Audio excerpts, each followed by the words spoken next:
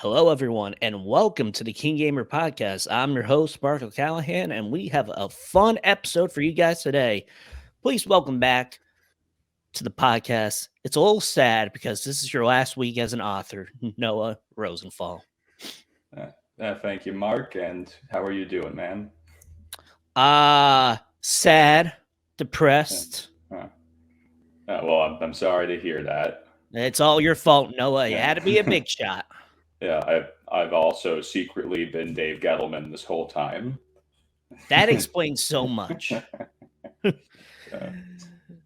Dave, yeah, I won't even explain that joke. And please welcome back to someone who's like, who is Dave Gentleman? Yep. Yeah, I didn't want to say it. Owen, Didn't want to say it. I'm doing all right. Feeling left out. Feeling a little left out. But other than that, I'm doing all right. Yeah, I know. A little sick at the moment. It happens. Losing Noah today. Not great. But I'm excited to hear things going well for him. And all the best in the future, man. Yeah, thank you. Exactly. And it's officially canon that I care more about Noah than Jessica because she's not on this podcast. Her and her babysitting. Like, oh. And she's like, my brother. I'm like, you're an only child. What? Conspiracy? I think so. But Owen, we won't leave you out of the podcast because we will be talking all things Star Wars. Specifically, just the main topic of how are we feeling about Star Wars right now? Andor is streaming right now on Disney Plus. A lot of critical reaction, a lot of it's a lot, but it'll be a little loosey-goosey. But before we hit that, we will be talking about CD Projekt Red announcing a slew of games because Cyberpunk is now popular. And of course, the Mario movie trailer. The memes. But before we get to all that, let's talk about the games we're playing right now. And Noah, I want to start with you because, you're going to leave us. Besides Jessica, actually, Owen, do you play Pokemon? Yeah. Well, I love me some Pokemon. Yeah. Okay, so I'm the only one who doesn't play Pokemon. Okay. But Noah, you're playing Shining Pearl. How's that going? Pretty well. So I've been doing some post-game stuff, mainly just battling at the battle tower because there are these items that I want that cost a lot of battle points. That what they do is they can change a Pokemon's ability to either in their hidden ability or just alternate between the second and first one. So I really only started like caring about things like abilities like recently. As a kid, I was just like, woo, catch Pokemon, yay. And I wasn't thinking about stuff like that, so I kind of ended up with some inoptimal ability combinations, and I want to change that, but without having to give up the Pokemon that I trained. They're mine. I don't want new ones. I want those. So I'm gonna try to pump up the ones that I have, hopefully not have to replace any, or at least not very much of them. So I've kind of come up with this team that's pretty good in the battle tower that you have to plan around. It's the 21st battle. You have to battle the Tower Tycoon, and he'll have a Dragonite, a Rhyperior, and a Milotic. So he's pretty good. So really you're planning for that battle. So yeah, so I've been going in with my Manetric starting, and then with my Gyarados and the Breloom that I can switch to. And my Manetric is pretty well set up. It knows Charge Beam, Thunderbolt, Flamethrower, and Volt Switch. So Volt Switch gives me the option of both using a move and switching Pokemon to make it so I do damage, and also because Manetric's pretty fast, like if I get a matchup that I don't really like, I'll just be like, okay, I'll use Volt Switch and I'll put someone else in. And that way you still do some damage and get something out of it. So it's a experienced Pokemon strategy right there. So yeah, and Charge Beam, it isn't a powerful move, but that special attack boost you get from it really makes Flamethrower and Thunderbolt a lot more effective down the road. Which, because my Manetric is pretty good, it's a Pokemon that I trained. A lot of times, if I just use Charge Beam once, get one boost, I can then just knock out the next two Pokemon with one move. Yeah, it's a pretty good strategy. I've been doing pretty well with it, though sometimes I do lose to the Tower Tycoon because his Dragonite is just so hard to bring down that that's the one that you kind of need. Like, it's always a gamble. And also, you never know which one he's going to send out first. Sometimes it's the Dragonite first, sometimes it's the Milotic, and sometimes it's the Rhyperior. So there's really no planning for it. So you got to keep... I keep Manetric in there so I can use Volt Switch if I get something I don't want. Yeah, it is what it is. So I've been kind of grinding that, hoping to start reeling in a lot of points. Yeah. What? Well, I was trying to make a joke, but I'm just like trying to understand what's going on as a non-Pokemon guy. And I don't hate Pokemon. I just never got into it.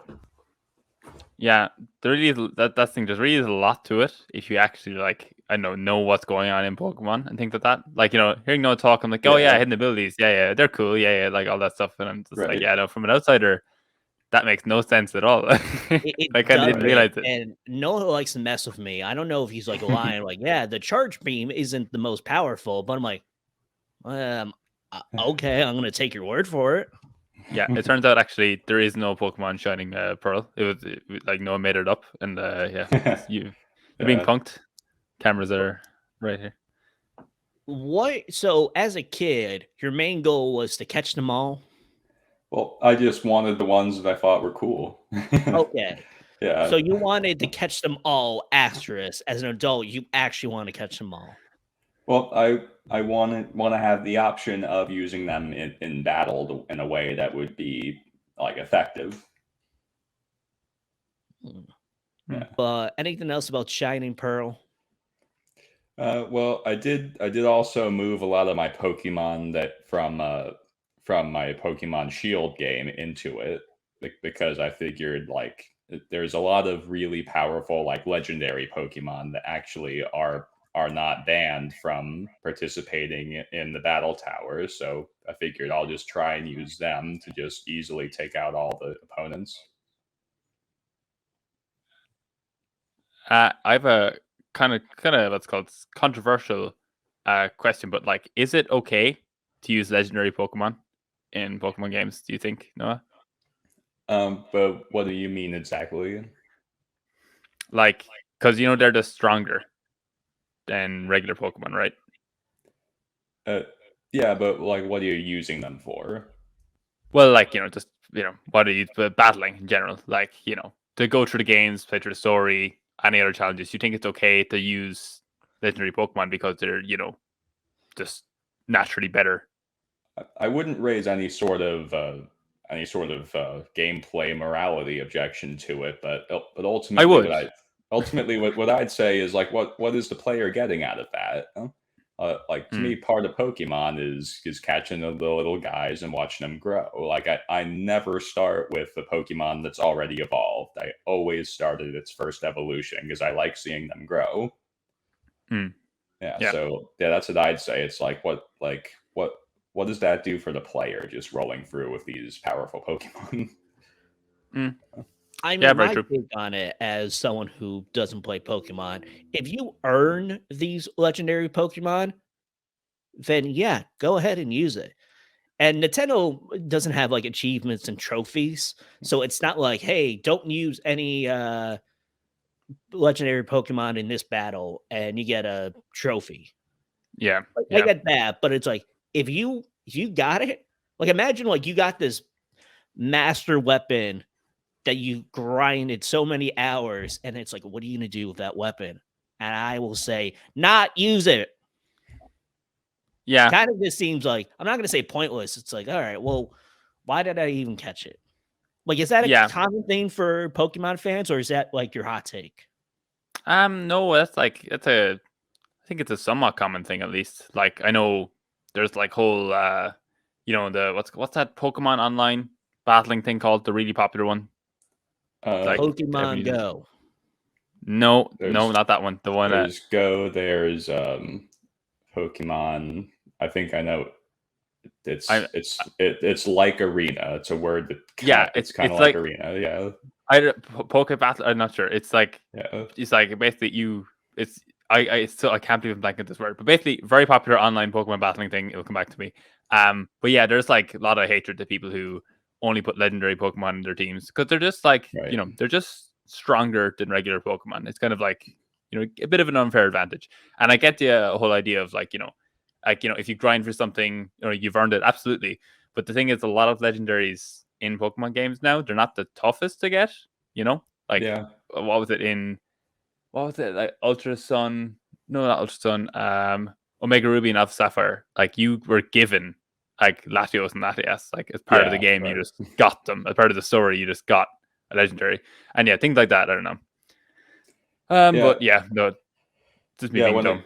When it comes to competitive battling, like if you're just gonna use like these killer combos, like in Sword and Shield, there's this combination you can do in double battling with Hatterene and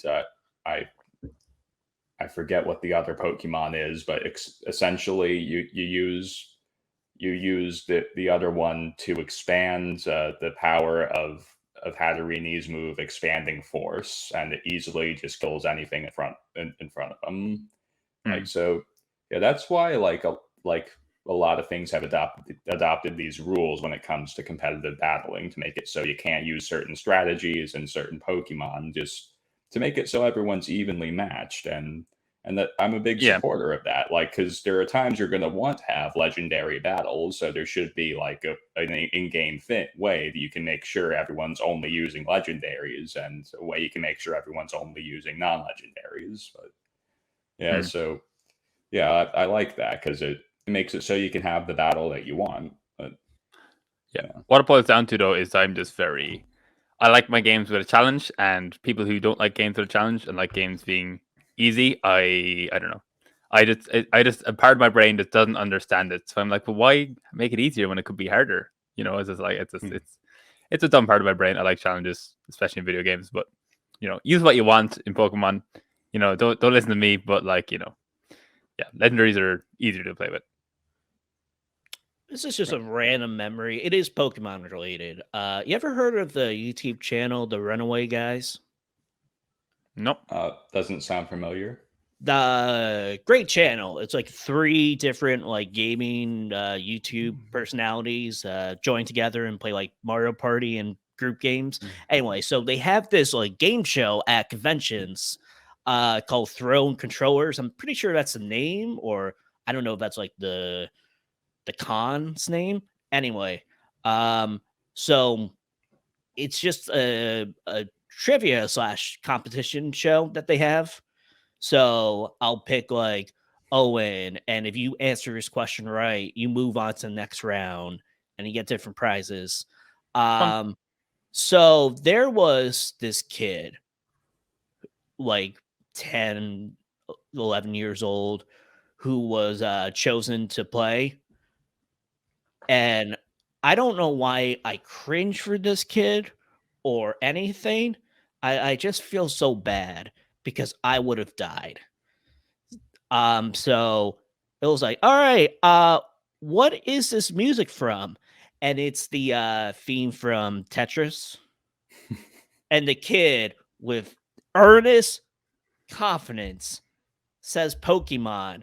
And the audience, full of grown people, were like, no! Oh, no! Oh, man. And I just like, it hurts me. I'm not that kid, but I felt like that kid. That's why I don't speak up. Like, he was so confident. He was like, Pokemon. And everyone's like, oh, what a dumbass. Yeah, and I'll never forget it. That's what he gets for being wrong about that. It's an easy question. I would have gotten it. Maybe not at the age of 12. I'll be like, oh, it's to be honest, I thought the kid was right at first. I'm like, hey, good for him. He wasn't. Like, they threw like a softball question, and he decided to play volleyball with it and got hurt in the process. That poor kid. Like, the sad thing is, like, I don't know how long ago that happened, but that's the thing about the internet, isn't it? Like, once it's online, it's permanent. That kid will never live that down. And if anyone finds it, like he's gonna have a job, he's gonna have like a life, a career, and then one day he's gonna show up to the office and they're gonna be like, "Hey, look what I found," and it's like, "Bro, you didn't know what the Tetris team was," and then he's gonna be laughed at. Like you can't live these things down. It's permanent. Like, Poor kid. thank God. I never thought I would say this, but thank God we are not a super, super top 5 rated podcast. Because if we were, I would have exposed that kid, and that kid's life would have been hell. He's probably like 19, held back a year because of trauma from the Pokemon question. He just started freshman year. I think he went to a community college. Good for him, build up some credits, go into a better school. And guess what? Fresh start. Someone brings up that video. Yeah, the thing Because is, they you heard say it that from the KeenGamer podcast.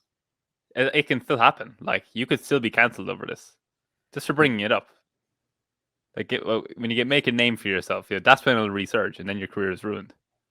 My career or his career? No, your career. Like the kid's gonna come out like with a long expose interview of like how I thought my past was buried, and then it's just like your face, like you like in a graveyard with a shovel that's digging it up or something. Well, it affected me too. You ever thought about that kid?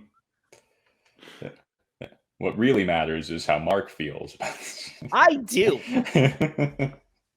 It's not your trauma, kid. I co-own it. I had to watch you get that question wrong. It was terrible. I had to react to grown man with hair that goes down to their shoulders, a little unkept, a little greasy, being so mad at you. But moving on. Speaking of trauma, Owen, you've been playing Stardew Valley. I have been playing Stardew Valley. I don't know how that relates to trauma, but I always wanted to play that game. I hope there is trauma. So there's no trauma in Stardew Valley. But what I will say is, you want challenge, I want trauma. I will say, and like that's the thing. Stardew Valley is it's nothing to do with a challenging game. Like it's and it does have something to do with trauma because it's a very, very not traumatic game in any way, shape, or form. It's like the opposite of stress and busyness and just the chaotic nature of everyday life. It's just such a chill game where you have your farm and you manage your farm and you have your daily routines and there's people in the town and you can visit, give them presents. You have your pet dog, you have pet farm animals that you can say hi to every day. It's just a very, very relaxed, like farming life simulator game where you move to a town because you get burnt out from your office job. That's how the game starts, like a quick cutscene. And then you're just left on this farm and you're kind of put in the shoes of the protagonist because he's working at a farm for the first time. He doesn't know what he's doing. And you're in the same boat. You don't know what you're doing. And there's no instructions, no anything. And you just have to, figure things out, make a new life for yourself, do some fishing, go pick some berries. Just like it's a wholesome game. It's a really this like chill, relaxing game. And if you ever want if life ever gets too busy or you're just work like KeenGamer deadlines or it's too annoying or things like that. If ever your real life is bothering you, you want to take some time out. Like I heard it said once, Stardew Valley is like a vacation. It's like just a trip somewhere you can go and just manage your farm and your crops and just live your life and chat to the townsfolk and just, it's just peace. It's just a peaceful, fun, precious game. Wow. Yeah. What if I added trauma to that? Here's my pitch. Trauma DLC. This DLC completely optional. Trauma DLC. Trauma DLC. Trauma Valley. Ooh. Why did you move? What happened at your office job? It shows you what happened. To be fair, that could be the trauma. Was the trauma like I got a question wrong at a game show? Yeah, I think that's what happened. He was like in his office and like doing his office job, and then like the guys knocked on his door, and they're like, "Oh man, you gotta check this out. Look what we found." And then like it was him. So like, yeah, God, All of a sudden, he just hears like the whatever the Tetris theme is. This Yeah. is my pitch for the Trauma DLC.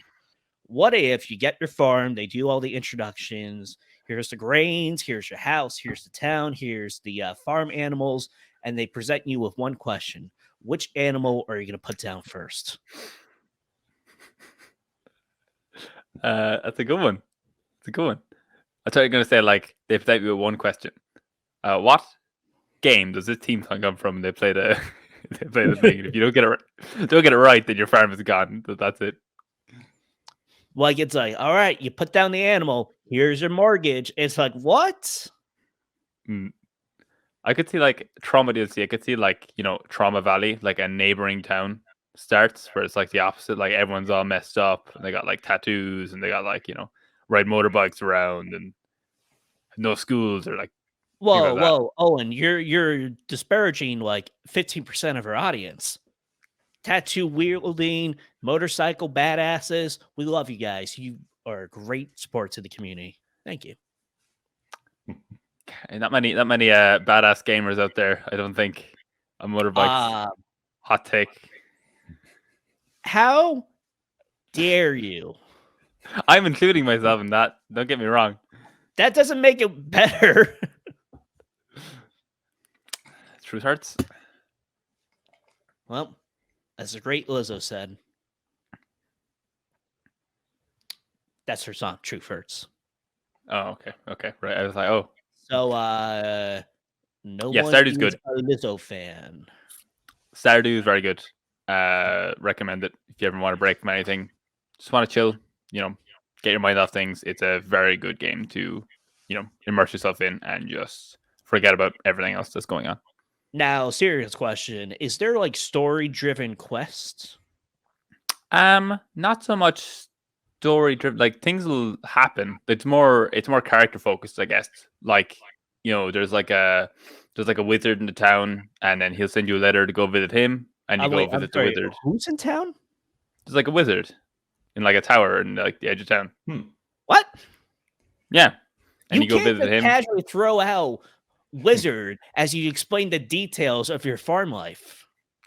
Like, yeah, there's a lot of fantasy elements in it. There's a cave that you can explore, and it's got like slimes and skeletons, and like there's like a whole different types of loot and armor and weapons as well. Like it's a whole part of the game, but like it's generally not why people play it. People play it for the farming, and that's just a bit in the side, the mining and the expeditions and things like that. But yeah, there's a wizard.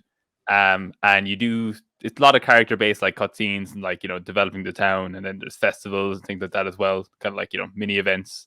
So yeah, there's story in the sense that it expands the characters, but not so much as no world ending high stakes. So there's both an office job and the wizard. Yes, different places, but they are in the same game. Okay.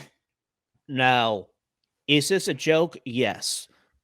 But will my English teacher be really proud of me for this reference? Yes. I want a DLC called The Lottery. You guys did not read The Lottery. It's a short story of like this small town, or small village, I guess, of they hold a lottery each year, and whoever's picked gets stoned to death. And in that turn, like helps the crops. We have a good harvest, and that's what happens. The Lottery DLC. Damn, I gotta read that. Sounds cool. That was 8th grade. 11th? Yeah, I read it. That's hardcore. Well, that's the 1910s. So, Mark, The Wizard. what have you been playing? The Wizard, yes, but also I love how I shocked you so much. You had to just transition yourself into the next game. You're kind of ruining the kind of whole Stardew experience for me. It's kind of like, oh, it's such a peaceful game. Like, yeah, but what about the lottery? Ever read that? Like, what if that's how your crops grow? Like, I'm sorry, God. But I will say, like in all seriousness, I do want to play that game now just because of your description. Yeah, no, what's called. I really recommend it. That's kind of like how I found it and how it was described to me like that. And I was like, damn, that sounds great. And it's such a peaceful, lovely, lovely game. Like it's so pure and innocent. Oh, $15. Is it do you play it on Switch? I'm playing it on PlayStation at the moment. I played it on PC before, but yeah, no, I just wanted to start it again on a new platform, and like my PlayStation's obviously way better than any other gaming software hardware I have, so got it for PlayStation. Nice. Anyway, so moving on to me. Speaking of trauma, Death, or specifically Deathloop, a game like I know like I've talked like the past 3 weeks about, but trust me, I'll definitely switch up to a different game. I just bought Alan Wake. I played a little bit of that, but I didn't play a lot of it enough to talk about it. Like I'm still kind of in that prologue. Technically, I am talking about it right now, so I just yeet that out the window. But Deathloop, I'm at a point in the game of like, okay, I get it now. Like you're past the tutorials, you're past like the grinds, and sometimes like a game like you play it and you're immediately like comfortable with it. For me, Deathloop took a little time, but now it's like, all right, I'm in it. I know what to do, kind of. And I wish Jessica was on the podcast, but apparently she's allegedly babysitting someone. I'm sure, whatever. But she said Juliana in this game is something that the fans hate, not from a character point, from a game mechanic. And if you haven't played Deathloop, it is you play as Colt trying to break the time loop, a la Groundhog's Day, Happy Death Day, whatever other day. I just realized those two movies had days in it, so can't wait to bring that out at the cocktail party. Hey, did you know Groundhog's Day and Happy Death Day both dealt with time loops and both ended with the word day? I didn't. They did it both, relevant to the plots, because Oh looping, yeah, it's looping day, right? Yeah, just see, this is why this is great cocktail conversation. It's better than when I'm like, hey, you ever had the lottery? Yeah. Gotta say, I'm hooked. Got me in. That was a good one. But so you're in you can visit 4 different areas at different times of day, and your main goal is to kill the visionaries, aka like that boss of the level. But yet again, Juliana is this character that keeps antagonizing you, talking through the radio, and another player, like let's say Eoin was just annoyed with me, he can invade my game as Juliana and try to kill me. Whenever like Juliana is hunting you down, I'm like, all right, I'm effed. I'm screwed. But I'm like people, you can have like Juliana be an NPC, right? She doesn't have to be a person. You can switch it to friends only.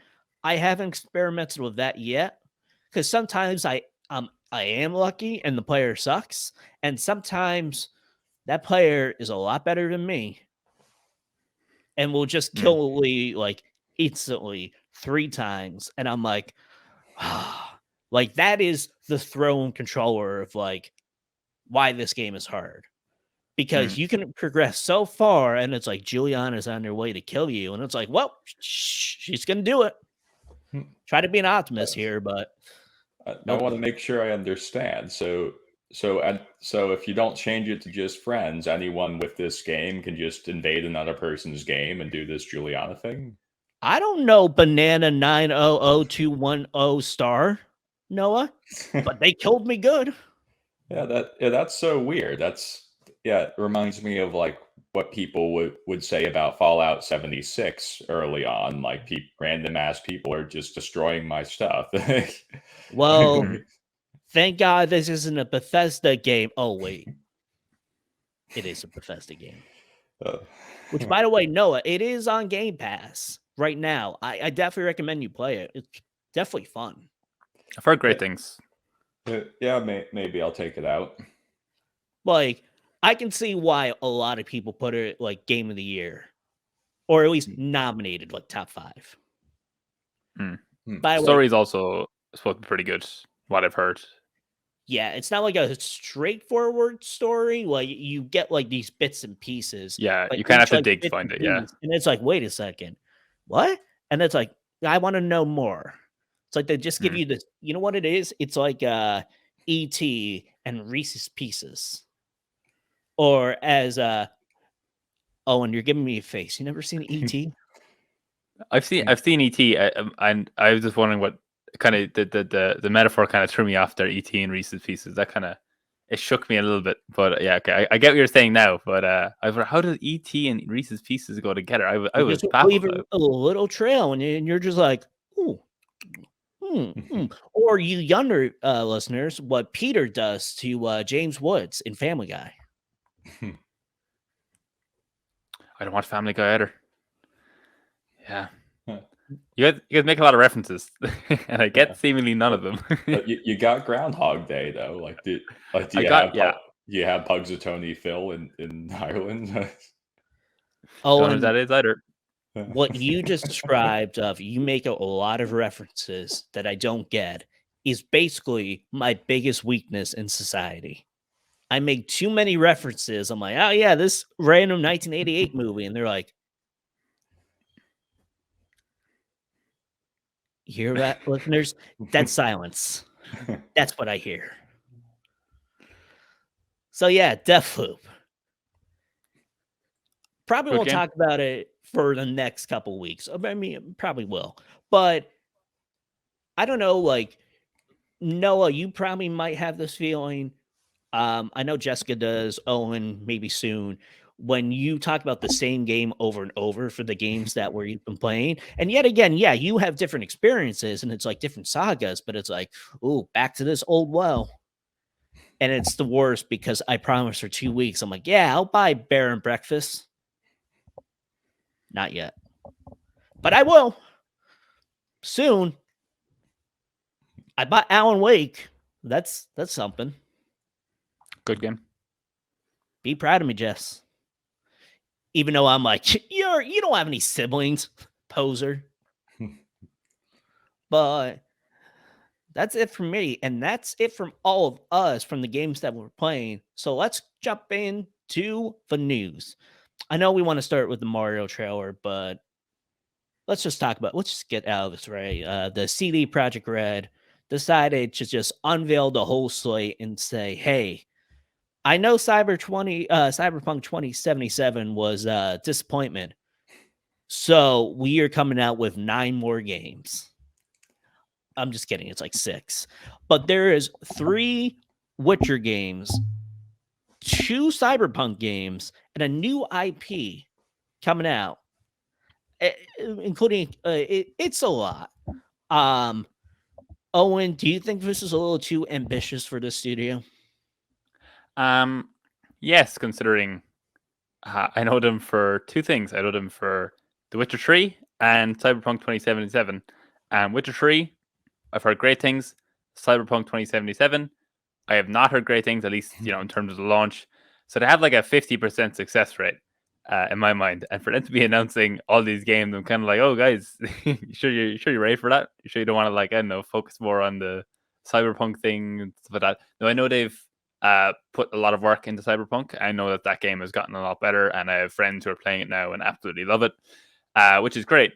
But yeah, like on the surface level, all said and done, I like the idea behind this. Like, I love the worlds that they made in The Witcher and Cyberpunk. And look, more if they are able to release more well-developed games within those worlds, I think that's just a win for everybody. But the question is, can they actually do that? And I don't know. I think what's called Cyberpunk really shook my fate in the company. I don't know. What do you guys think? Like Like it is ambitious. It's a lot of games, so there isn't a lot of information on that thing they sent out. I'm like, what is their timetable here? They've already set like all this in stone. Like this is what we're doing for the next 10 years, probably more. Like six big games. Like it's confusing to me. Like, it would have been really bad. It's like the next Witcher is coming in 2024, and it's like, whoa, you're doing release years? No, stop. Like, I think just from like, did they learn from Cyberpunk 2077? Because I bought The Witcher 3 like a year or two after it came out, and basically what everyone said, like the same issues Cyberpunk had is what The Witcher 3 had, apparently. And then it's All right. grown into like, but I've always known it as like, oh, this is the game of the year. Like a game defining the whole genre, not in terms like fantasy. Well, yeah, actually in fantasy and action adventure, Good but fantasy just game. open worlds. But that, and it's like, okay, Cyberpunk, since the anime came out, a whole slew of players have been joining, hitting the charts, but it's like, all right, I know you finally got success, but did you learn from your failures? And that's the key thing. I don't know the whole culture there. I know there was some major crunch and like, hey, we needed to leave this game. And they're like, nah. Again, Yeah. really bad when PlayStation pulled your game weeks after it came out before the holidays. The best season of the gaming year in terms of like companies making money. I think that's a fact. I think like the holiday season is the best time of year for companies, right? If not the best, it's a very good time. No one will Exactly. dispute that. Again, money. Yes, And all PlayStation's about like, not today. Yeah, that's a bad sign. Like, but it is fascinating. Like, I do want to get back in Cyberpunk 2077. But something I want to bring up that I think you touched on there is like okay, people are enjoying Cyberpunk now, and like that's great, and like it's getting a new revival with Edge Runners, and that's like, you know, that's great. But I really don't think that like I think a lot of people kind of distance themselves from like, you know, how disastrous the Cyberpunk launch was, or kind of seems to be brushing over it like, oh, well, like it's such a great game now. It's just like I get that, like it is a good game now, I get that, but I don't feel like the gaming industry, there's a very bad tendency for people to, you know, accept that games can come out half baked like that. Like it's probably the only entertainment media where people can put out, you know, openly just bad things that they know are not good quality. Like, you know, you can't put out, like, you won't see a movie put out with terrible editing where you can see, like, you know, the boom might come into frame, like, you know, unironically at least, you can see all these blatant errors.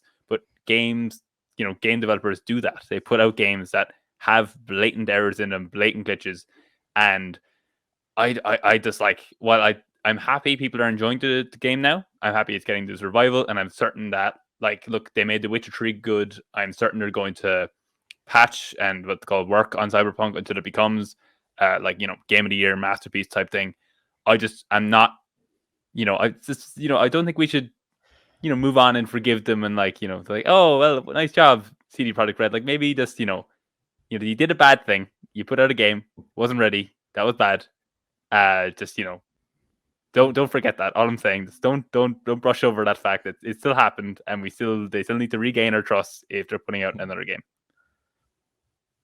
Two things. One, you are right about the developers. I think it's like their expectations like set of like, all right, we need a crunch. We need to do all these things, and that's not good for the workplace.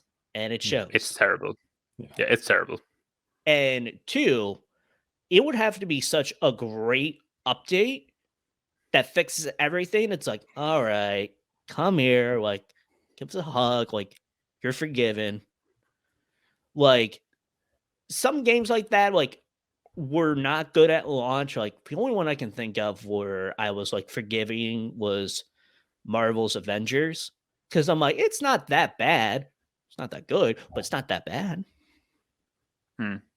I'm seeing a kind of a mindset online. Like, look, it got a good anime, right? Apparently, I haven't seen it, but apparently it's an amazing anime, and I have no doubt if I watched it, I'd love it.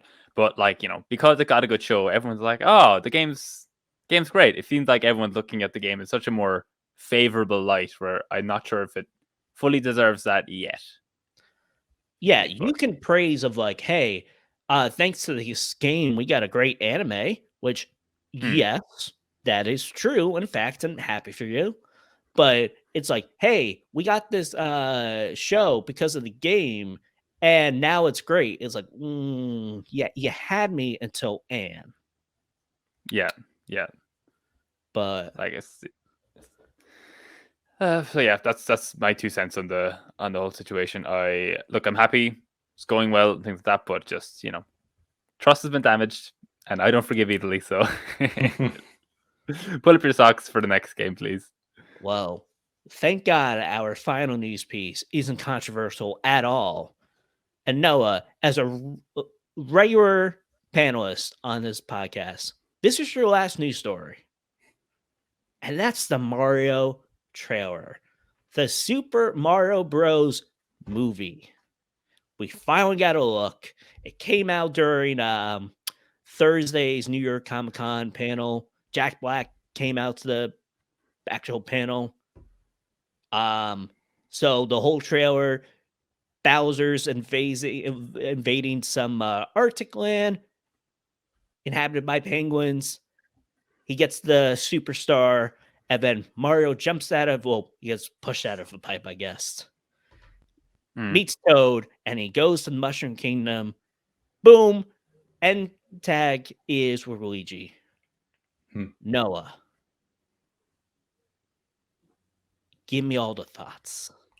So I actually quite liked the look of it.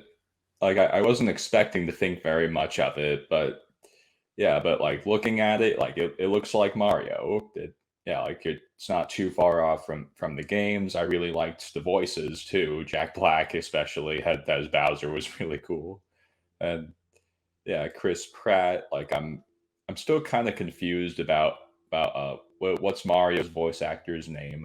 If I heard it, Charles Monet. Yeah, Charles Monet. I think you pronounce it. So Charlie.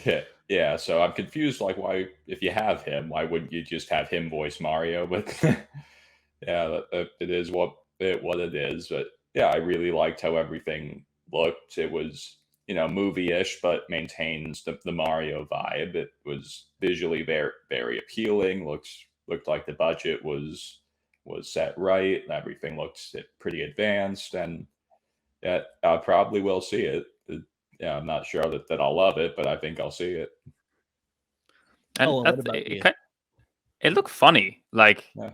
like I don't know. Like, there's that whole the problem in games, and movies in general, where they put out trailers and they give away some of the best gags in the called of the movie in the trailer, things like that. And they definitely did that in this to an extent as well. But the show seemingly what's going to be just a quick opening section of the movie, about Mario getting into the world, Bowser, up to his tricks, whatever. And it was funny, like the penguins, throwing all the snowballs, and then Bowser just he didn't give a shit, like he just he just oh, what is this, whatever. And yeah, no, it's cute. It's cute. It's funny. It looks very impressive, animation and everything. It looks great. You brought it up, and I meant to chime in, but yeah, Jack Black's Bowser, that was the casting of that movie was made so many memes, and Jack Black, it's just he's so synonymous with just these goofy, funny roles and things like that. But when he came out as he appeared in the trailer as Bowser, and he I know what he says his first line, but it's damn, I was this the same guy from School of Rock, the way he talks, it's powerful. I think it was his first line. It was a command, open the gates. Mm-hmm. Yeah, some shit. I'm damn, okay, I'll open them. No question. Man, I'll do it. And I think it was really smart of the marketing to focus. This whole teaser was just like Bowser, just a little Mario, and just a tad splash of Luigi. Because it's like everyone is praising Jack Black as Bowser, including myself. Like he sounded amazing, and it's kind of hard for to adapt Mario because besides a couple games, I'm looking at you, Super Mario Sunshine.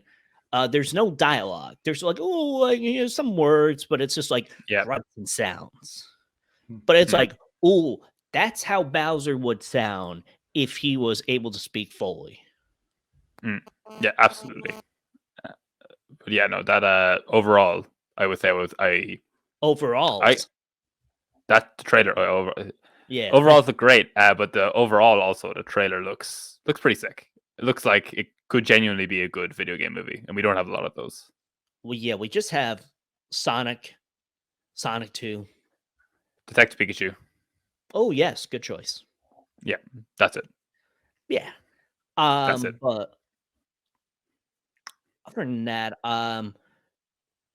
I think it was smart of them to show like a snippet of Chris Pratt's Mario voice, because that was the biggest contention like with this movie. And granted, everyone made fun, including myself, the whole cast, but it's like, yeah, Anna Taylor-Joy was like, what? But it's like, oh yeah, she can be pretty good. Charlie Day as Luigi, perfect.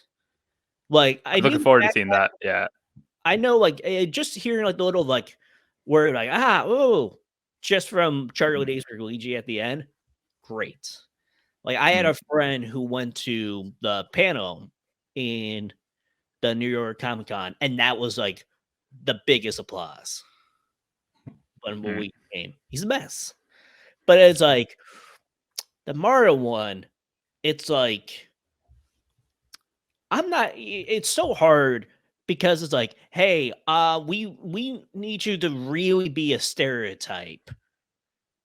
Yeah. To be Mario, like, I'm gonna make it a pizza. Which if it's like, how can I explain this? Like, if you did the Sopranos, like I need you to be more Mario. Be like, ooh, I'm making a pizza. It's like, no, you sound like a cartoon. And it's a little offensive. But yet again, it's like, yeah, Mario, we want that. Like, did you guys listen to like the French dubbed version? No, never heard it. The guy, I don't know who voices the Mario in the French one, sounds like Mario.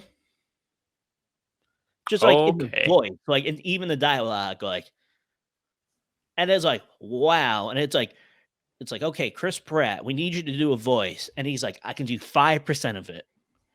Because like the Mushroom Kingdom, and then he's like, here we come. I'm like, I didn't even go. It's just his voice, isn't it? Like it's just him. I didn't really feel like he's putting on anything. Not saying he won't do a good job, but you know, like a little bit of an accent would be nice. Like when I thought he was gonna do it, like because it sounded like Mushroom Kingdom. That's a goal, right? Yeah, it's a goal. I talking like this. You know, I'm casual. I'm a Mario. In a way, though, that's obviously a bit controversial, right? And if they're gonna have, an Italian character, maybe casting an Italian voice actor would have been, a better shout, and that lot of things. But that is true. But it's like imagine like you're I'm not Italian. I'm Irish. But it's like all right, I'm an Italian actor, and we want you to do a stereotype of an Italian guy. It's like, yeah, that's good that you got an Italian actor, but it's like kind of negates the whole thing. But yet again, I want that stereotype. I want the Mario. Yeah, pizza. I kind of. It's part of his character. It is. But again, if you did that in The Sopranos, show would be canceled. I don't mean like online cancel. I mean like the network would be like, this is terrible. I hate it. A lot of Sopranos stock today. Haven't seen it, but I'm now working with guys who watch it and they make references a lot. I do feel left out. So it could. Well, insert the kid who got Tetris on joke here. Oh yeah. Yeah. But I'm like, all right, like, okay, I'm excited for Mario. Yeah, absolutely. Like it looks good, as I said. Looks very good. Definitely gonna see it. Looks good, looks gorgeous. Even like the shot of like the Bowser ship and using like Yeah. fuel against like the ice. I'm like, wow, this. And also, Yep. Jack Black hinted that he's probably going to do like a metal number in the movie. Oh damn. I'm in. Yeah. Oh man, I want to see that. That's going viral. Oh yeah. The whole movie's going viral. Oh yeah, no, it's gonna be like a treasure trove for meme formats. I'm Morbius, but it'll do well. Yeah, like successful Morbius. That's an oxymoron. all of our the Morbius fans, the 1% of the audience, they're pretty upset. Yeah, don't go after the tattoo motorcycle fans. Just go after the Morbius fan. Morbius. I still can't believe that actually might be the best news story of 2022. Them just being like, all right, we're just gonna, you guys really loved it. You're talking on the internet. We're gonna release it again in 86 theater, like 80, like an absurd number of like thousands of theaters, and they only made like 86,000 bucks. Yeah, and it would like it broke down to an average of like $20 or $30 per cinema. It was such a low average. It's just like, oh my god, like, but that will be the best of 2022 podcast for sure. But that is all the news from the week. Now let's move on to our main topic, the state of Star Wars. And I want to bring this to you, Noah, because you suggested that we said, hey, what do you want to talk about? You want to talk about Bethesda? You want to talk about anything? And you said that, oh, let's talk about the state of Star Wars. We have no prompt questions except one thing. Noah, what's the state of Star Wars for you as a big Trekkie fan? So for me, I'm just kidding, fans. I know Star Trek is different. Don't hate me. Right. So for me, it's better than it was. Like I'd say the sequel movies were bad. I've listened to all the talk. I do not like them at all. They were bad. We'll agree on that point then. Okay, cool. Yeah, like I mean, like it's the giant rehash. Like they bring back the old villain that completely demeans the original victory of the first trilogy. They were so reluctant to do anything new because of critic reception to the prequels, and they were just so formulated to make money. Then it didn't work. So I'd say those problems are still there, though the content itself is better than it was during those movies to kind of somewhat make up for it. Like let's go through some shows. Like everyone loves The Mandalorian. There's Baby Yoda. Like there's still elements of like this is clearly designed to be extremely marketable. A cute thing for everyone to go, oh, look at that. Do send Disney my money. Hey! Hold on, Noah. You keep on talking. I'm gonna defend myself here. Go on. While he's not here, I'm going to say that the Giants cannot defend themselves. Nope. Why would you make fun of this little guy? Look at this. He is cute. He's so cute. I want to give you a big hug, Noah. No, in truth, he is an okay character, but that doesn't change like what he is. Like, it sounds like Mark's got you on the ropes, Noah. I don't know. Pretty bulletproof argument. Well, I mean, it's like another Yoda. Like it's a blatant attempt to just bring back the character of Yoda. Noah, Yoda wasn't this cute. He No wasn't one that. was He wasn't hugging that their cute. Yoda dolls. Very They- true. Little people were. Yeah, it's very famous in the 80s. No one hugged their Yodas, only their Chewies. Right. And the Mandalorian, like the character is good. It's based in lore. It's based in an element of Star Wars lore that's been there since the originals, so since Boba Fett, so that people, like seeing explored. But it's also done in a way that's designed to make it so you don't need to have watched the animes to understand what's going on, which is like that. I understand that it's sacrificing fan service for mass appeal. Essentially, it's like, okay, you don't need to have seen this to understand what's going on here, because the sad truth is a lot of adults just will not go for anime because they associate it with being childish. Like, yeah, so they're just It's not a going to sad go truth, but yeah. yeah, right.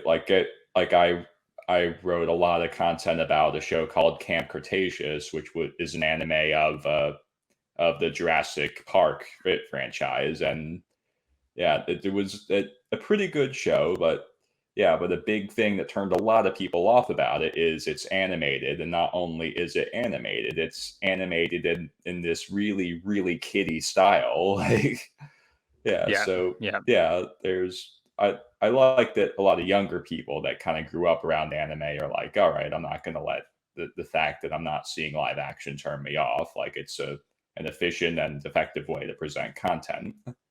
Yeah, so The Mandalorian's a pretty good show. I'd say it's heading in the good direction, like trying to retake Mandalore, like that's and using a lot of Clone Wars characters. Like we're getting closer to where I would want it to be. Yeah, so yeah, before we move on to another show, do you guys have any thoughts about The Mandalorian? I mean, I know this guy has some thoughts. Mhm. Yeah. I As mean, someone who, yeah, go on, Mark. thanks to this show and particularly this little guy. So it premiered in November 2019 when Disney Plus launched. You know what came out in 2019? The final season of Game of Thrones. And that was, quote unquote, the death of week to week shows. Like everything was like, all right, it's gonna be a full Netflix, put a season out, and then just all that. And a couple shows between there, including like Chernobyl, which was also on HBO, did get people talking the week to week. But thanks to this guy, we got the week to week. Like they stretched the whole Discord to the end of December, and that is thanks to this show. Like, that's why Disney Plus is Disney Plus. It would have been successful anyway because it's Disney, but it's like, hey, you need that one show. And I feel like The Mandalorian really got people back from like in the Star Wars. Like, of course, like Force Awakens did, but then Last Jedi was very how can I put this? A minefield of opinions. You don't want to step on any opinions. By the way, I loved The Last Jedi. But Rise of Skywalker, I think, is the weakest of all the movies. Actually, before we talk about like another show, I actually just want to know your opinions, Noah, on Rogue One and Solo. I was a big fan of Rogue One. I really liked that movie, much better than any of the sequels. Solo, I liked it. I wouldn't say it was quite as good at it. The thing I like the moment at the end where they bring back Han shot first. That was very clever.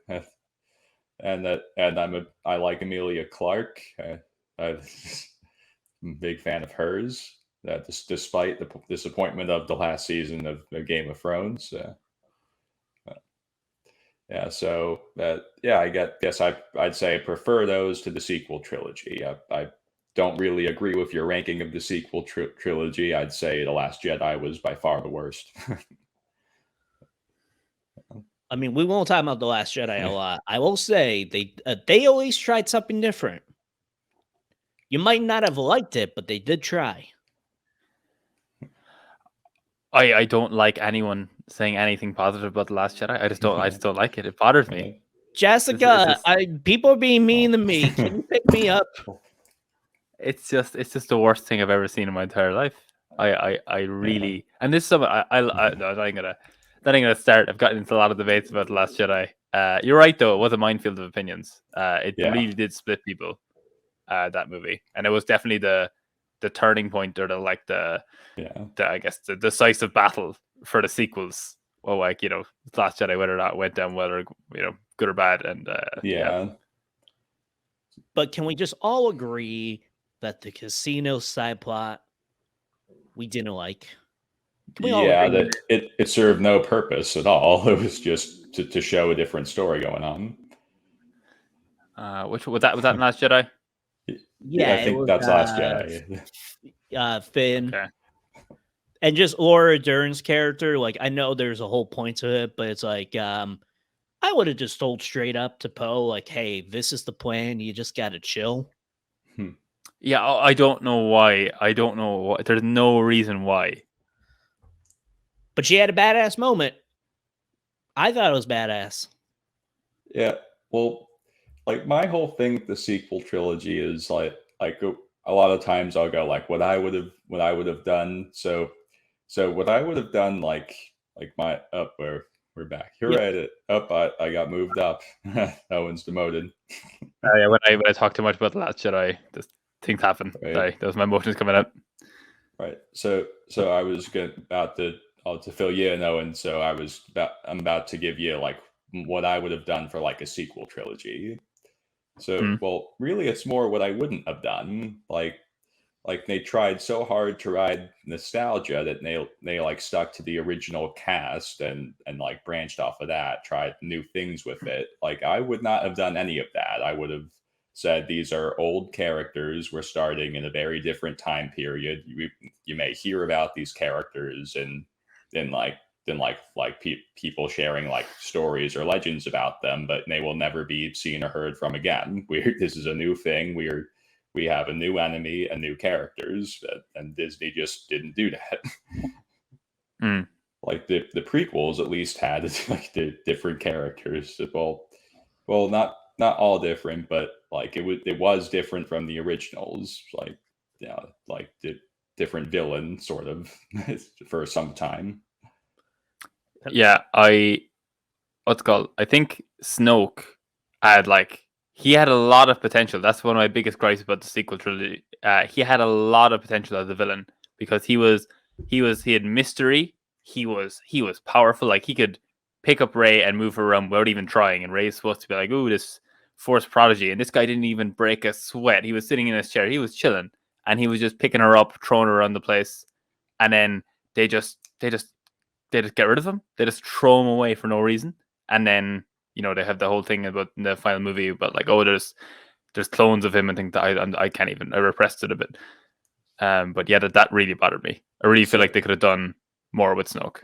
So I'm glad you brought Snoke up. So I want to add, as someone that does a lot of theorizing, a lot of speculation, and often something that's unfortunate is a lot of times I'll end up liking my theory better than the real thing. So yeah, I get that. Yeah. So with Snoke, like based on like seeing the first movie, like he seemed broken, like perhaps like severely injured, which is common of like dark side wielders. So I was thinking that he was going to be a survivor of one of the Death Star explosions.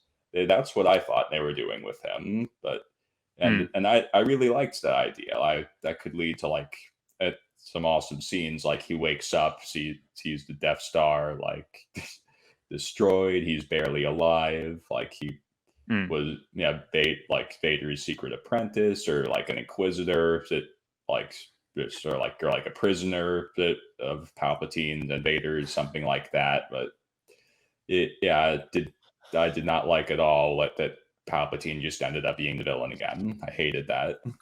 Yeah, no one will dispute that. Terrible. Yeah. I will say a the theory best that thing about the Emperor coming back is that meme of like somehow the the Emperor line, has returned, and yeah, just it's not Yeah. even Poe. It's just more of Oscar Isaac just going. Yeah.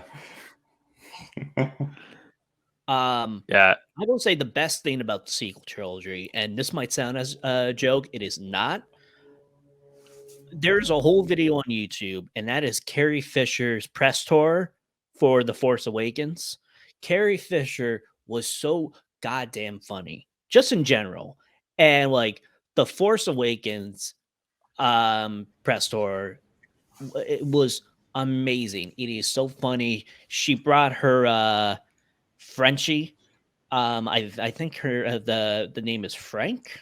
I forget. oh, Like he would just have like the dog like like the dog's tongue is just like hanging out the whole interview. And oh, that was like her support dog, so she would always bring him to every press tour.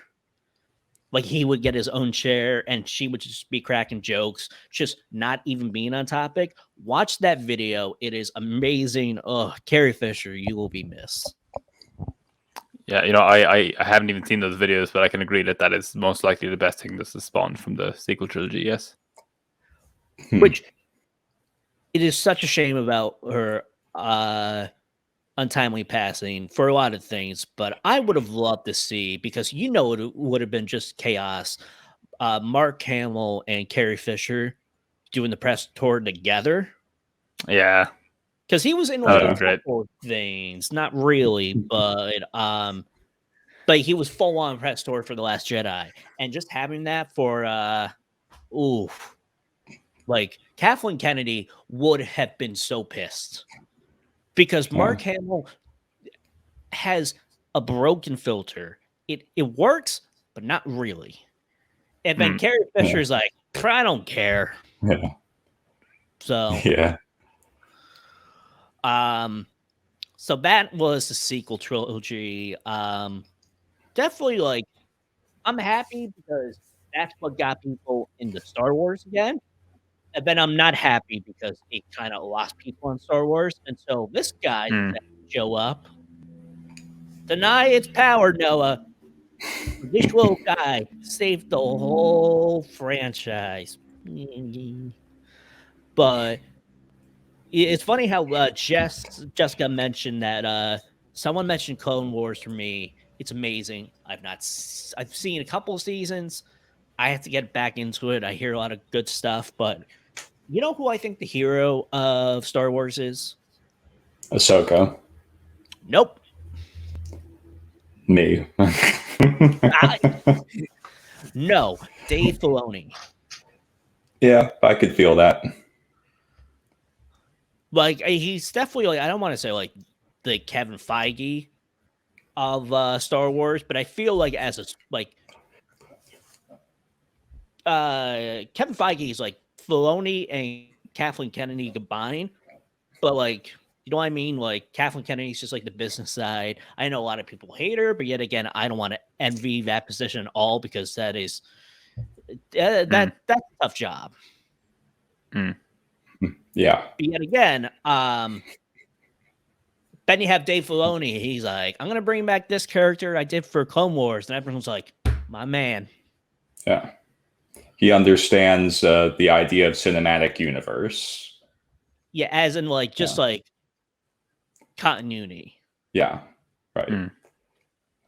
Like even as someone who has not watched Clone Wars, and Rebels, like, hey, this character, like Ahsoka, because of her, live action Rosario Rosario Dawson.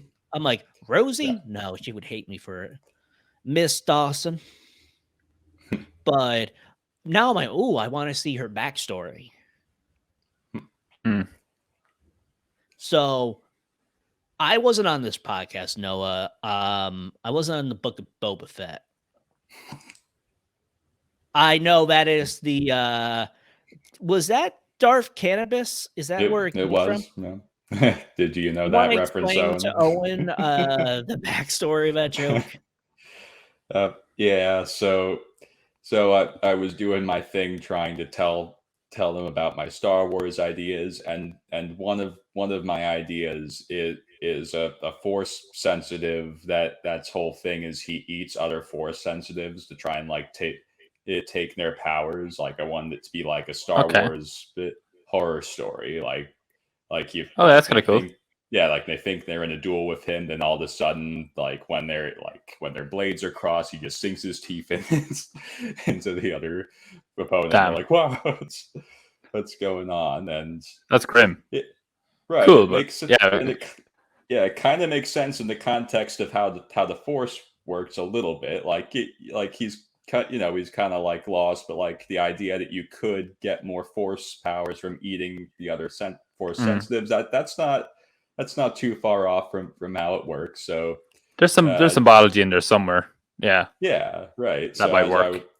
so I was explaining this idea to Kyle, the old host, and Jessica, and then I was trying to come up with a name for the character. So I was trying to turn the word cannibal into a Sith name because that's kind of how they usually go. And I ended up with cannabis and said it before it occurred to me that cannabis has another meaning, but that it Oh kind of man, works because it's like he has the munchies for force sensitives.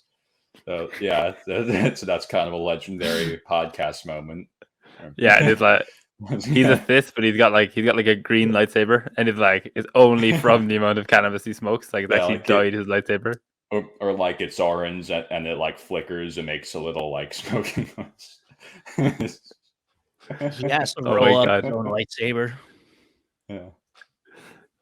Oh, it like doubles as like a vape lightsaber. Yeah. Oh man. Yeah. All of a sudden, he smokes, and you just hear the Darth Vader like.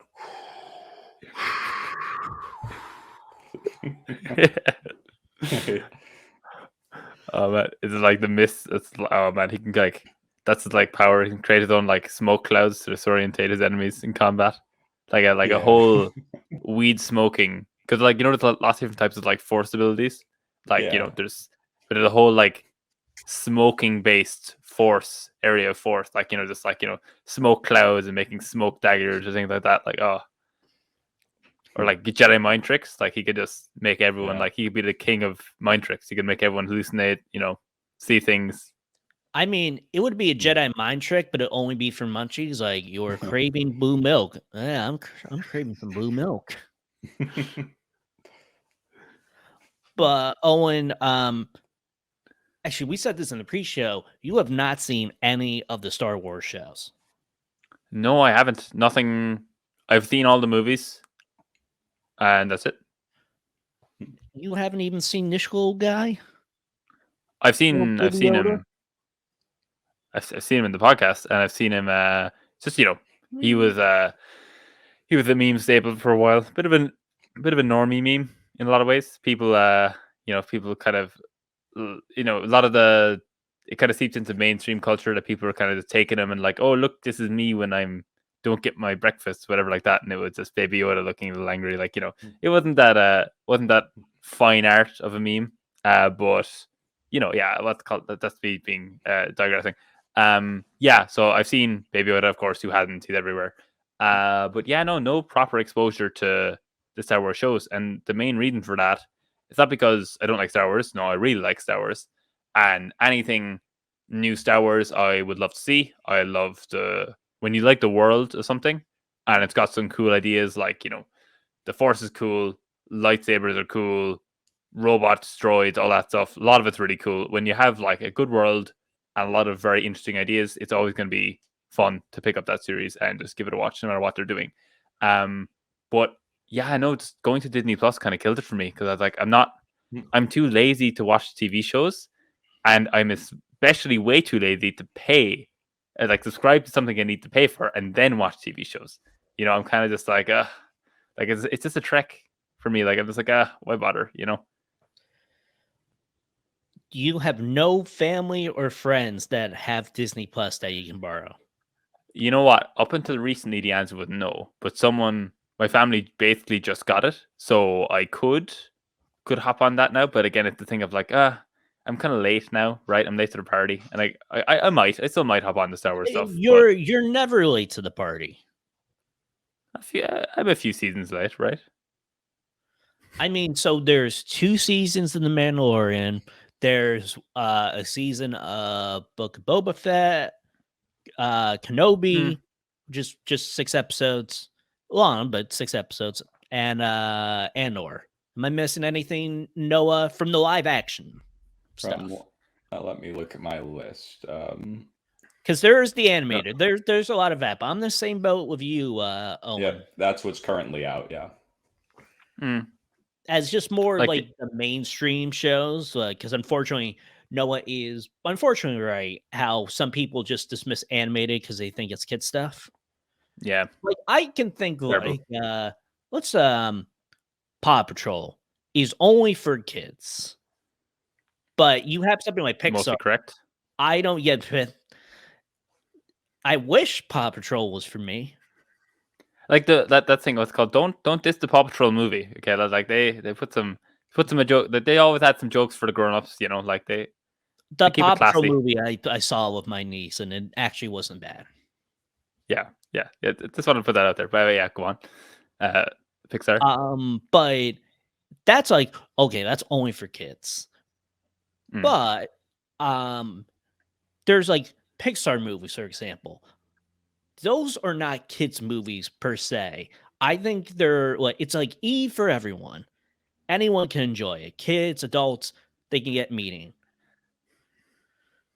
And like it's such a kind of primitive mindset, right? That just like, oh well, you know, kids shows always used to be associated with cartoons, so therefore all cartoons are kids shows. It's just like, oh, okay, a few shows you watched growing up, they were animated. Okay, now there are other animated shows that aren't that. Which, like, the people who say that are people who say that, you know, kids shows are all cartoons or kids shows.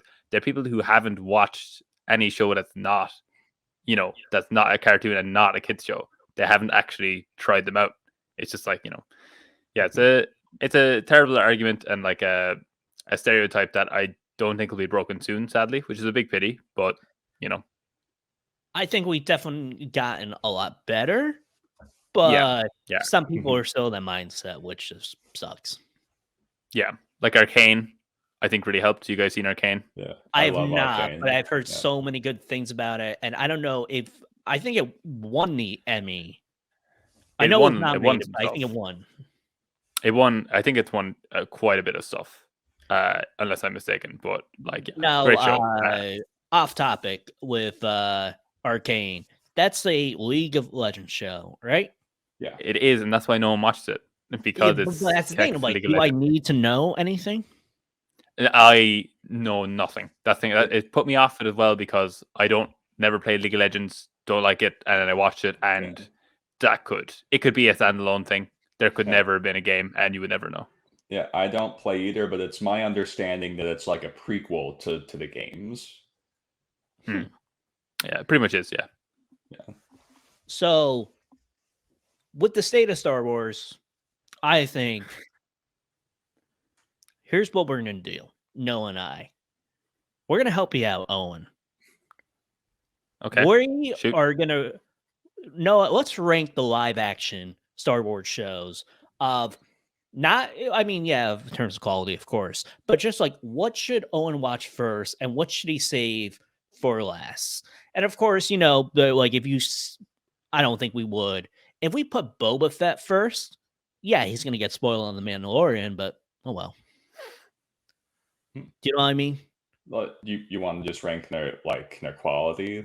Yeah. Okay. Yeah, if I could find out what are the best ones, so that when I do go and I do start watching, like kind of like I do it efficiently. So if I fall off it, then like, you know, I've seen the best, that type of way.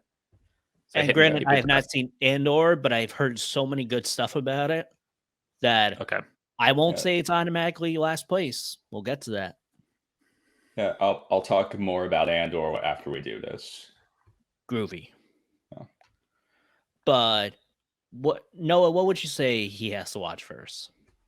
Let's see. As in with the best, we want to start with the best. Mm-hmm. Okay. I'm going to say The Mandalorian's probably the best. Okay. Woo!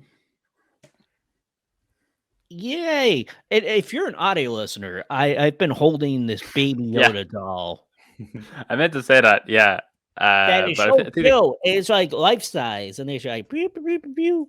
And it's real they could have smile put face. they should have put two and two together. I think, but yeah. And he wants to hug Noah. Well, I'm gonna give you a hug. I'm gonna hug Owen. Bye. I wish Aw. this would be the whole podcast. Me just being like, Goochie gooch goo. He's baby Yoda. I want the chicken nuggets. Yum yum yum yum. So good in my belly. Oh, you thought I was just kidding? I can do this for the whole podcast. This could just be the whole thing. Great Maybe- for audio listeners.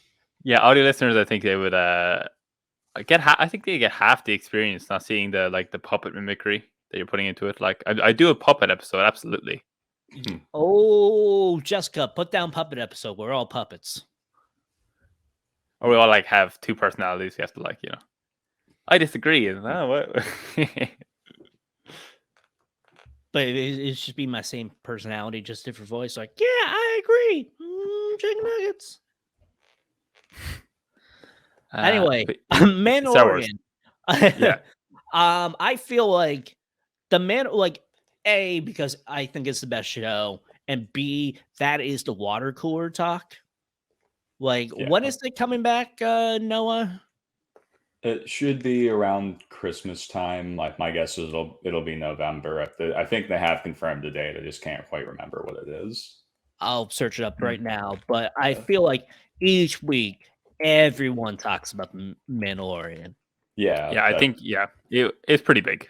Yeah, Yeah. when I had like a regular go to a place job, yeah, Mandalorian was talked about. Even people who don't watch Star Wars will watch this show. Yeah. That's how crazy the popularity is. And it's slated for February 2023. That further away than I thought. Give me enough time though. If I actually want to sit down and watch that, I've got a window to bang that out in. Yeah. Again, 2 seasons and a half. We'll get to the half. What should you watch next, Noah?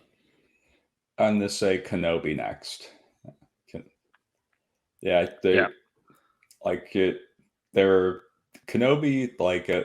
I hope to eventually do a video finishing my thoughts about it. It's and I think I'm going to call that video the Kenobi review, the 4th prequel, because that's really what it is. It's it feels like prequels and has the same strengths and same flaws.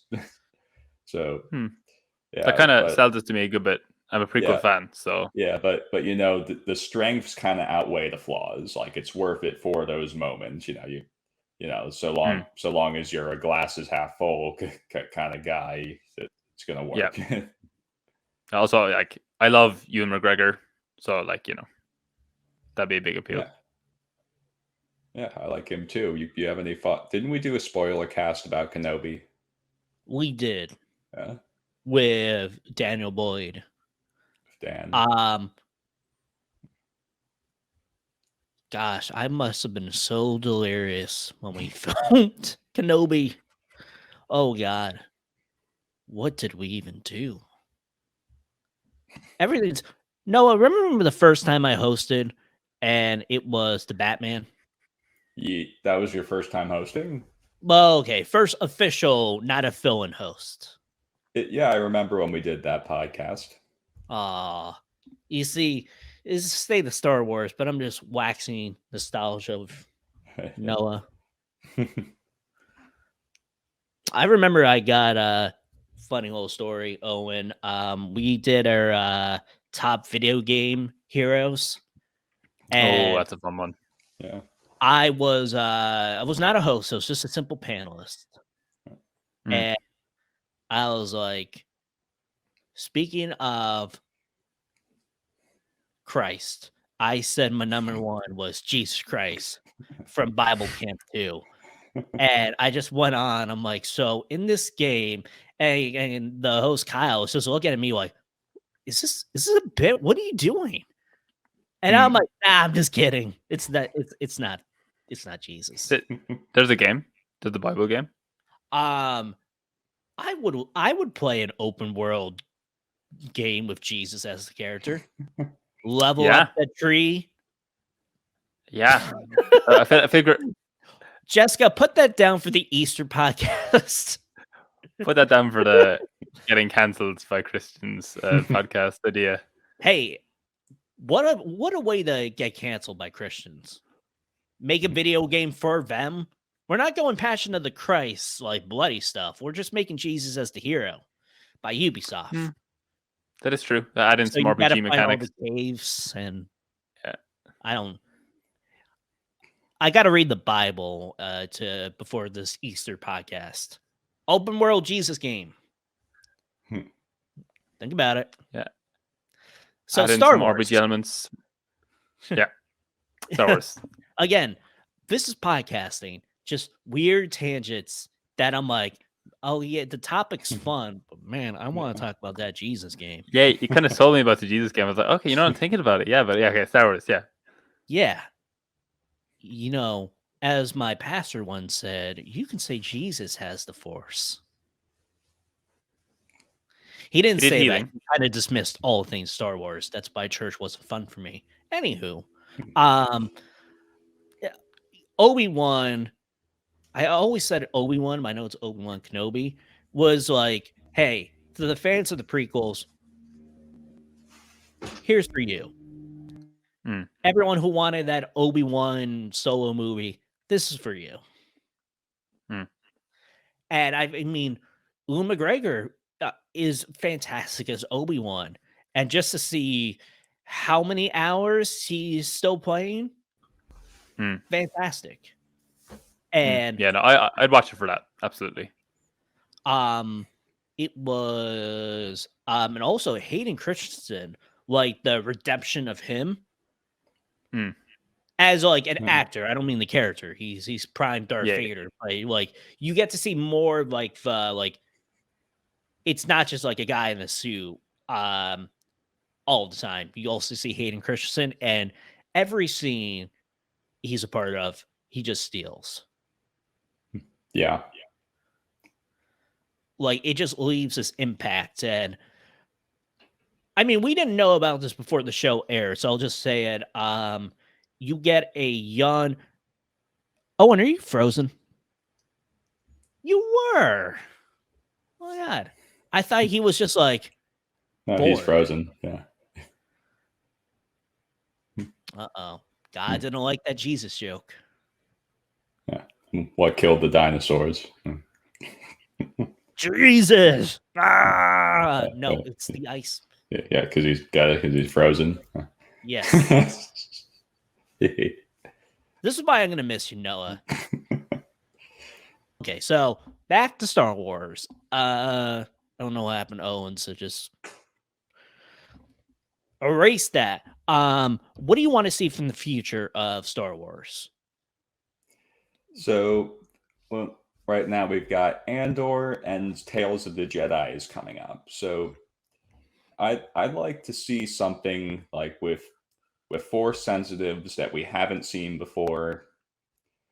Like something maybe not in the past or maybe go further into the past, like get more towards like where Coder would take place, or go into the future but forget about the sequel trilogy and show like new Jedi and new dark side users, like, and lots of them. Like I always say, like, I can't stand character driven storytelling. Like, one of the things I like about the Clone Wars is you see different characters.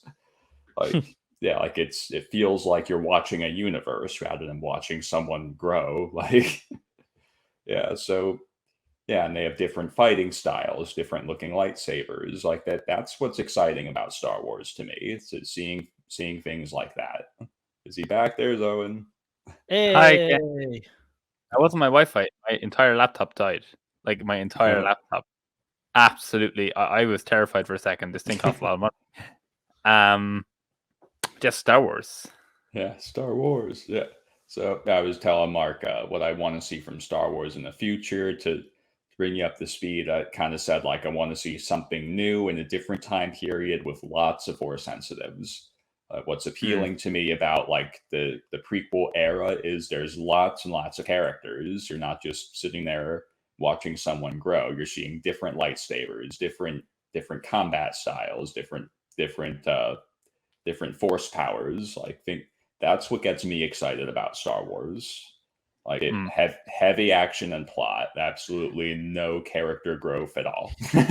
The action stuff is cool, right? Like go on, like the fight scenes in the prequels. Like people that talk back about the prequels a lot, but those fight scenes, man, they are badass. They are some cool shit. Yeah, one thing I'll add about the prequels is that the way those lightsabers look is by far my favorite through all the Star Wars content. I prefer that to the new ones instantly. But yeah, I don't get what it is. It looks more real to me.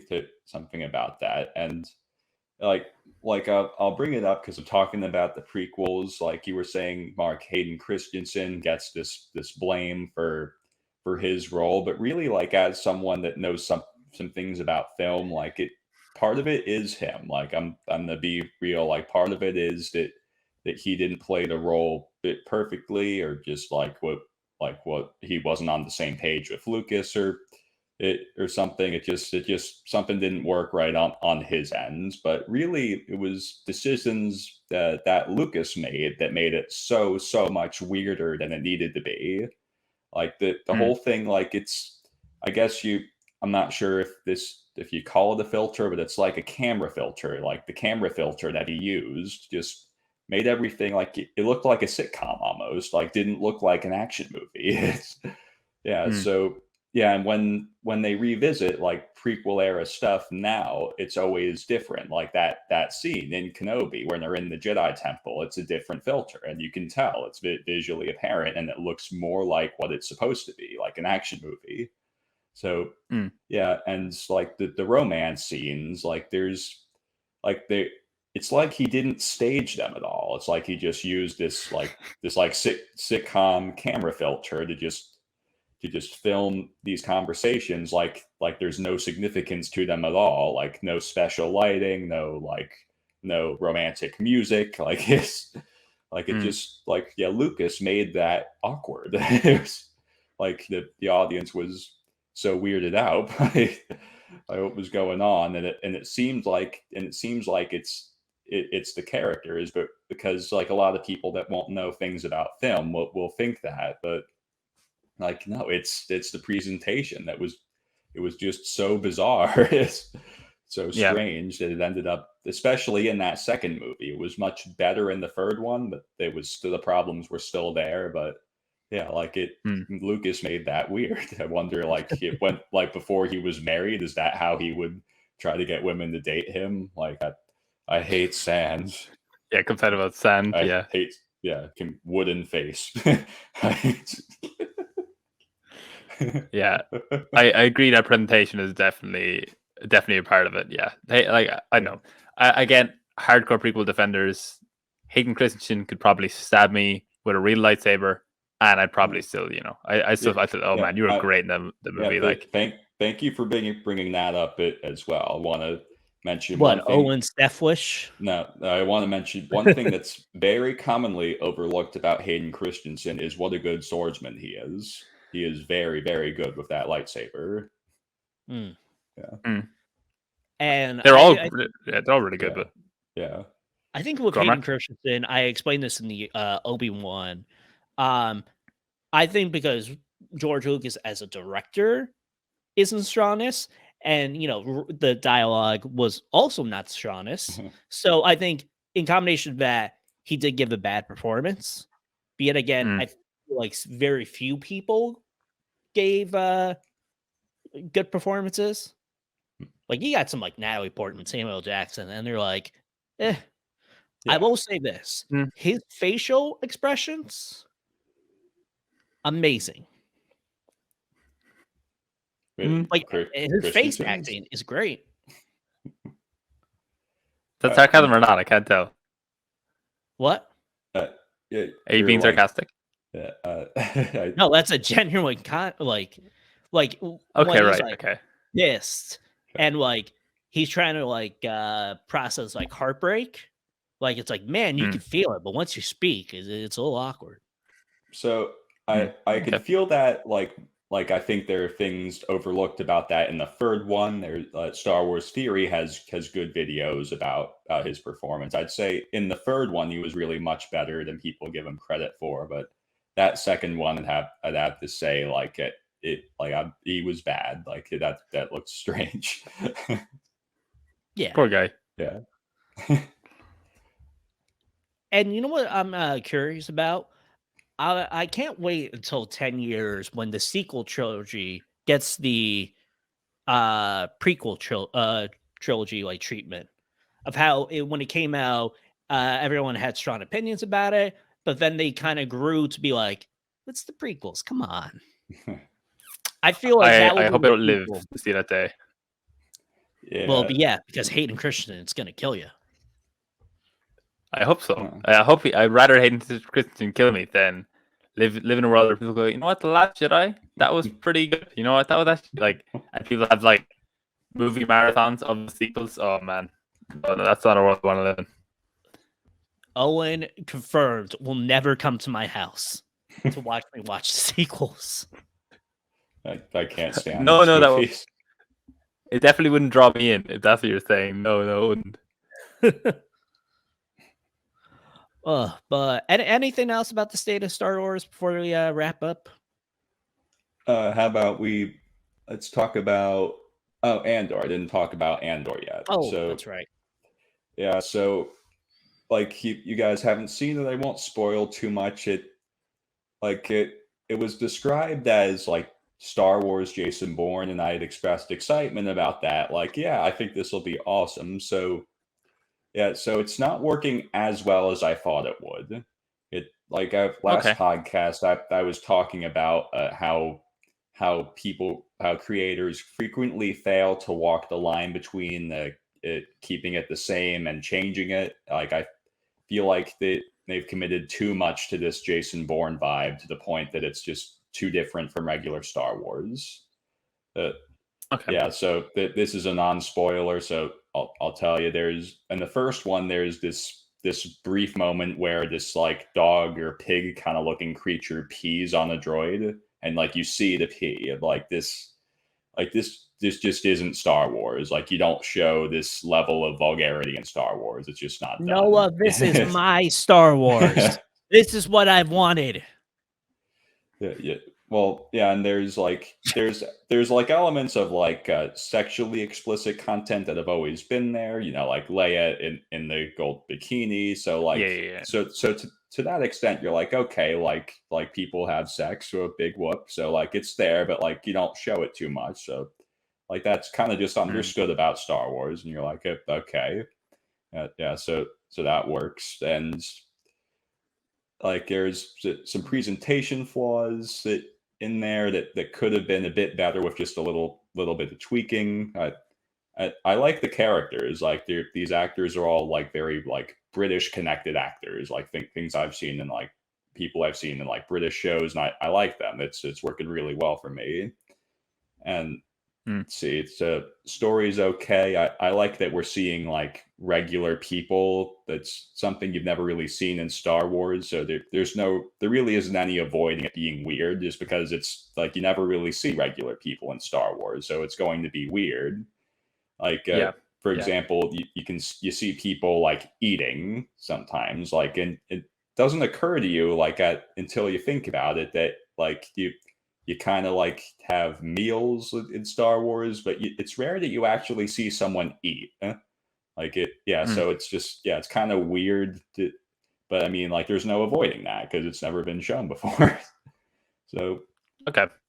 yeah, and what else? So recently the past 2 episodes have really dragged. So yeah, like that's nothing to say about Andor. Like right now, you have got to pick up the pace.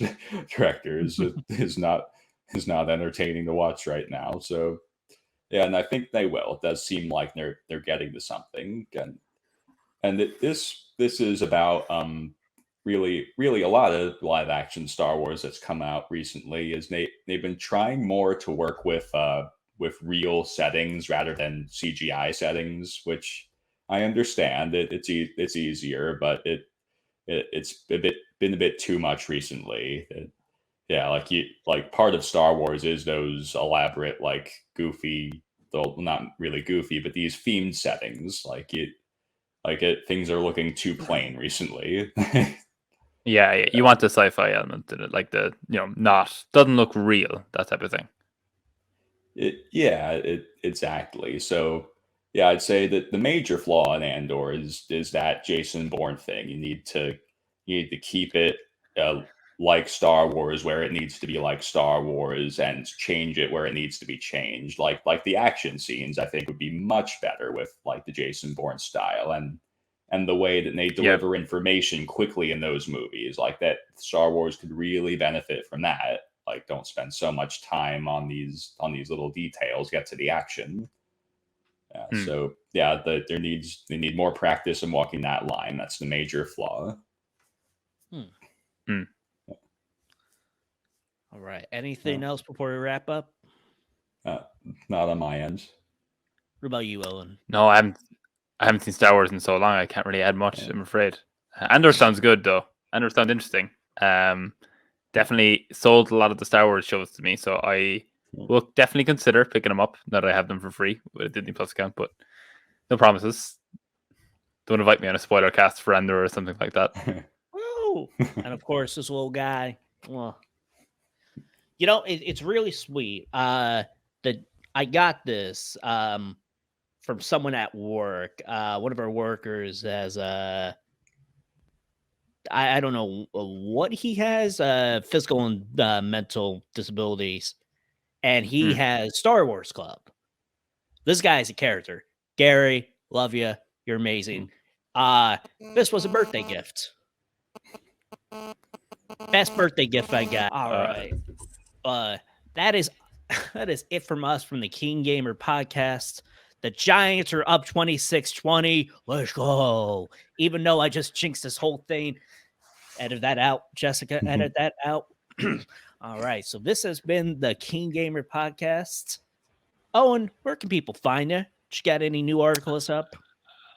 Yeah, I put one up. I put one up. It's relevant now. That's the sad thing because I wrote it. I found out about the new Mike Flanagan show, The Midnight Club, way too late, and I really wanted to write about it. So I wrote about what people can expect from it.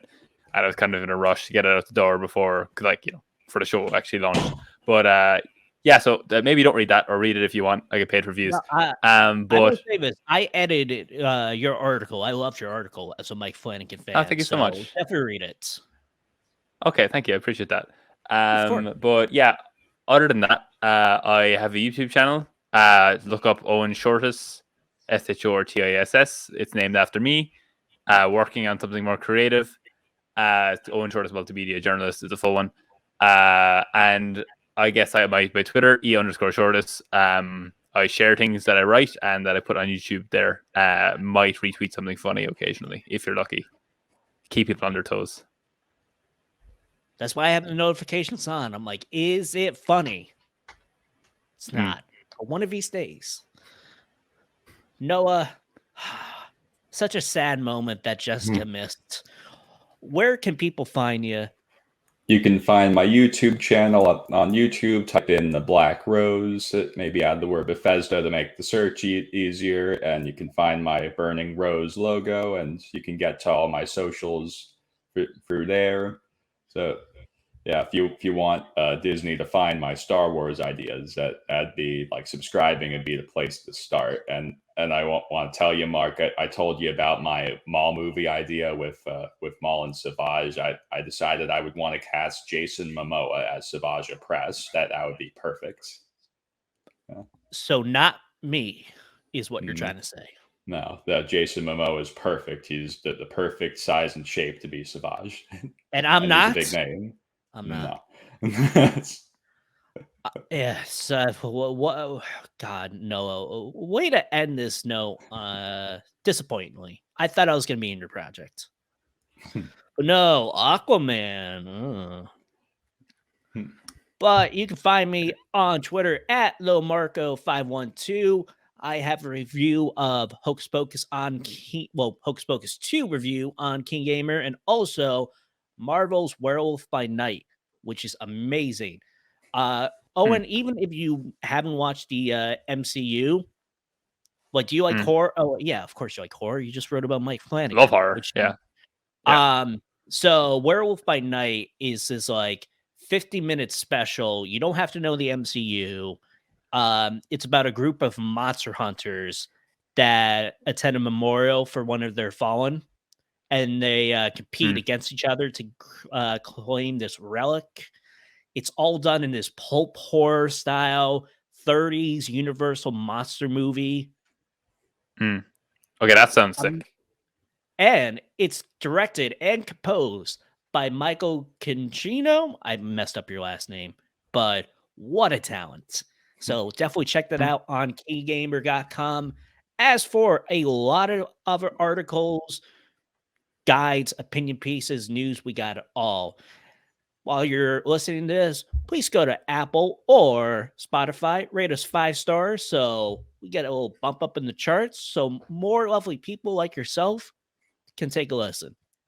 This has been the KeenGamer Podcast. I'm Marco Callahan, and I'm going to miss Noah, except when he jokes about the Eagles. Bye! Bethesda Game Studios.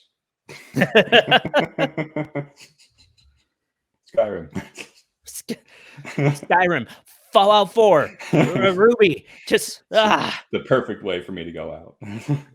Boom.